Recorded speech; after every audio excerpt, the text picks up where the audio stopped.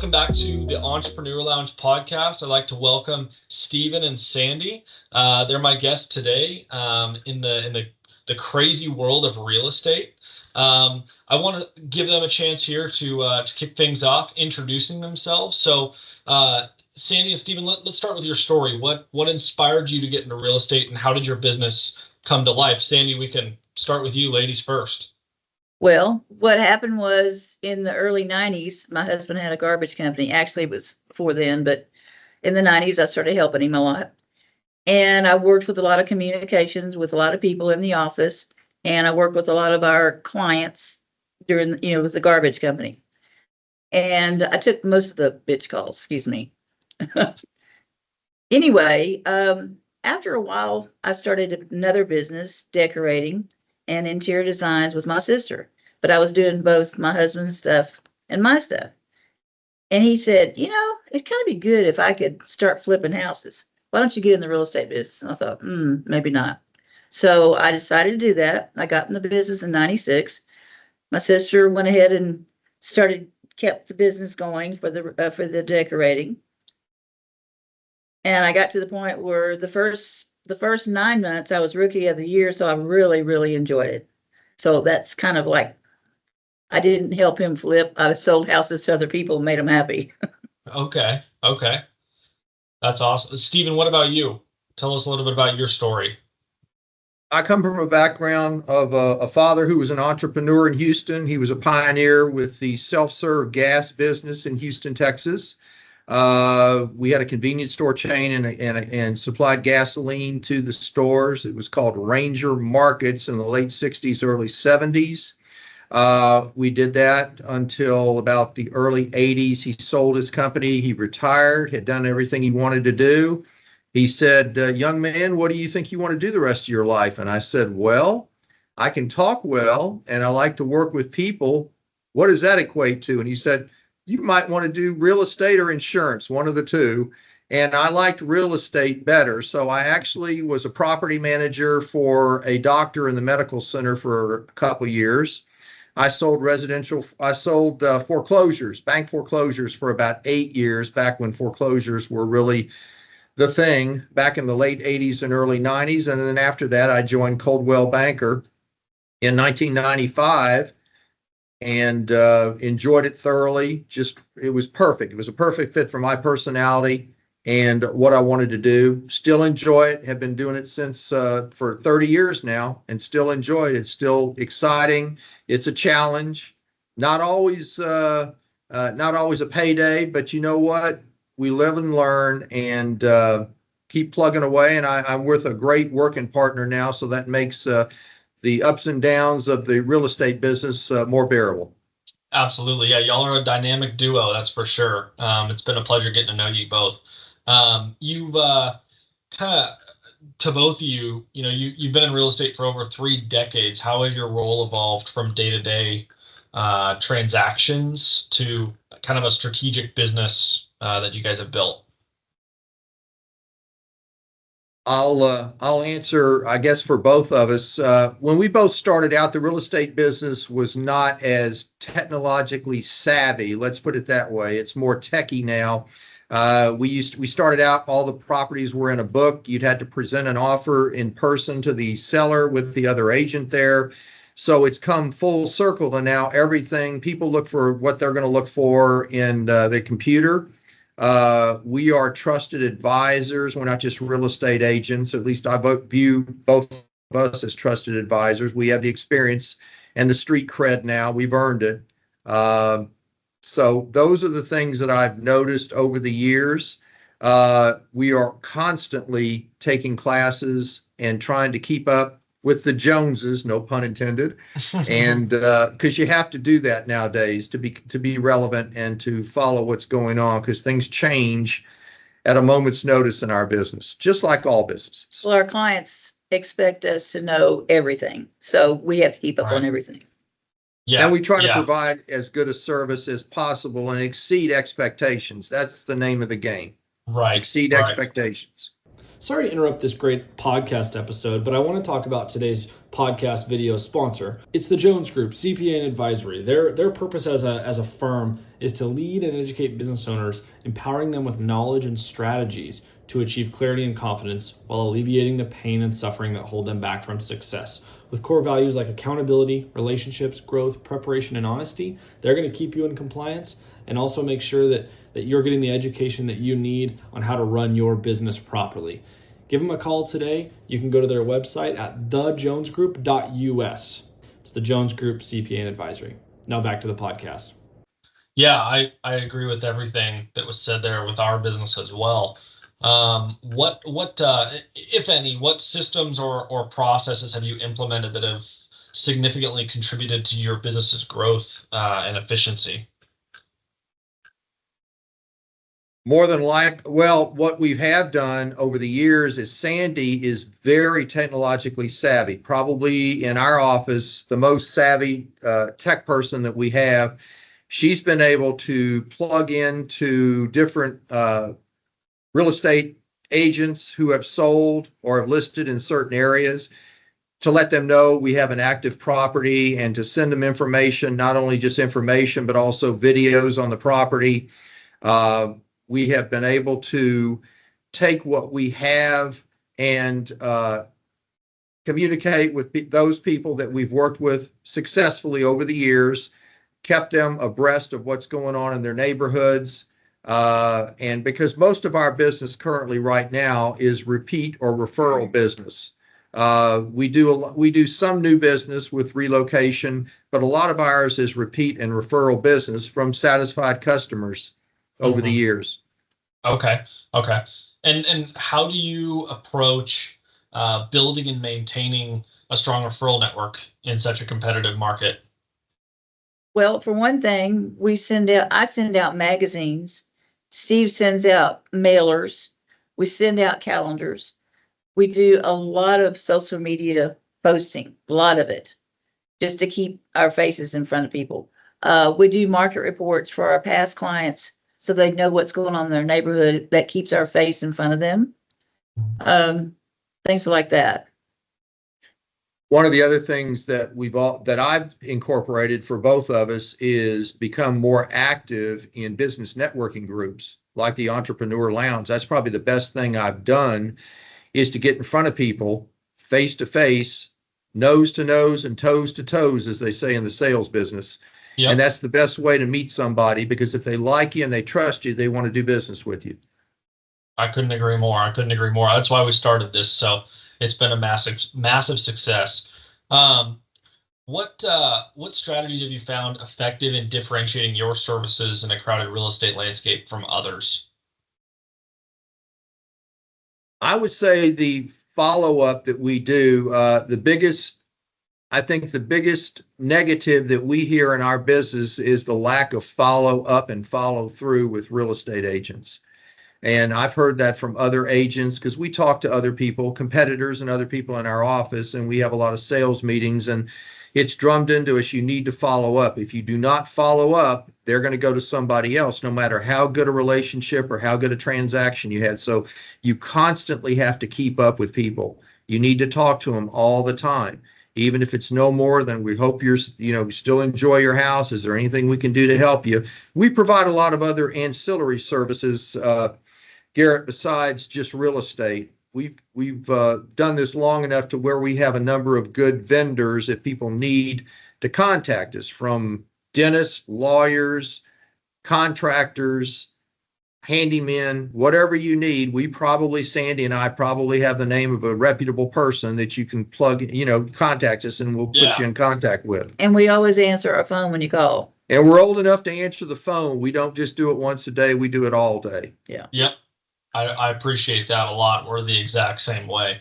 So I get, Sandi, this is probably a question for you more so, with you being the tech savvy of the pair, but can you share how you've leveraged technology to enhance any of your client experiences and streamline operations? You kind of already touched on it, but just hoping to elaborate if we can.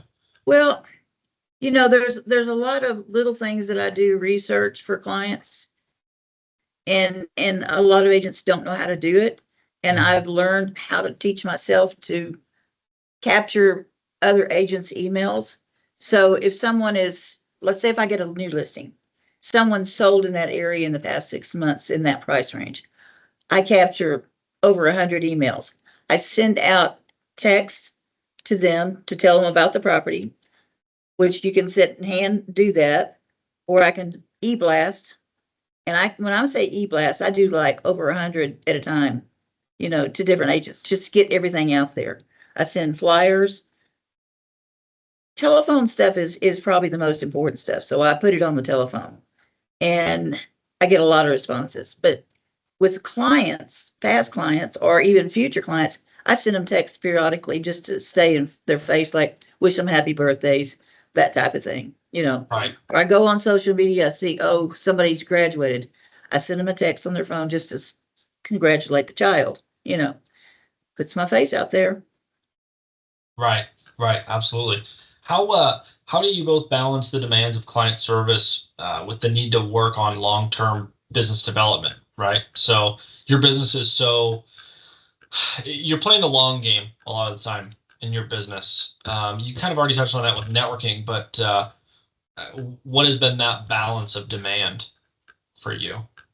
If you're not constantly reminding people of what you do, the new flavor will surpass you. That's just the Right. way it is in business. So you have to constantly remind people that you had a good transaction, that you did a good job. They were very pleased with you, and we'd be pleased to work with you again, or someone that that you referred to us. A lot of our business is referral, as I mentioned earlier, Garrett. And if we do a good enough business, we think that our reputation and our ability to do a good job and to not have any hiccups will allow us to get additional business and consequently also referrals. And we live on referrals in this business. You can't spend all your money farming or you'll be out of business. So you hopefully get enough business built up over the years, which we have, where we're now getting referrals. And that's a big part of our business is referrals, and we nurture those. You have to nurture those. Those are considered gold in our business. And I'm sure the same thing in any other business. Somebody's going to say, hey, we heard some really good things about you, and you've already got to step up on somebody else because you've already passed muster with somebody that they know and they trust. We also get referrals from other agents, which is great. Right. Wow. Yeah. Yeah. Referrals were the best. It's the warmer the lead, the higher the close percentage, and it's so true. What lessons have you learned? If any, I don't know if this question really applies, but it might. What lessons have you learned about team building and leadership in your journey in real estate? Well, one of the things that we've done, because we have assumed we are seasoned professionals, not senior, seasoned. So one of the things that both Sandy and I do is we mentor younger agents, which has been very rewarding because you can learn a lot from the younger people who are full of vim and vigor, as they say, but maybe not experience. And so the lack of experience allows us to share with them, here's what you need to do, and not get out in front of yourself, but take it slow. Slow and steady wins the race in our business, just like most businesses. And you can be really successful off the bat, but how are you going to sustain that? Because a lot of times people will come in and like a shooting star, they start off on fire, and then all of a sudden the business dries up. Where are you going to get your clients? So it is a constant, I call it, and this is not a bad word, it's a grind. You have to embrace the grind. It's like every business. If you don't enjoy what you're doing, you're probably doing the wrong thing. You need to do something else. Don't get burned out and space yourself. Burnout is easy to do in this business because you can be at your beck and call for your clients 7 days a week, and you have to give yourself a little bit of space. Now, we also pride ourselves because we enjoy what we're doing. We're available. So if somebody calls us at night, we take phone calls. We don't just do it once or twice a day. We do it all day. Because if you're not willing to do it, guess what? They're going to go somewhere else because somebody else is hungry. Somebody else is hungry and wants to do it, and they'll do it. Yep. Couldn't agree more. This is really important in your industry. How do you stay ahead of market trends and ensure your business adapts to any changing conditions in the market?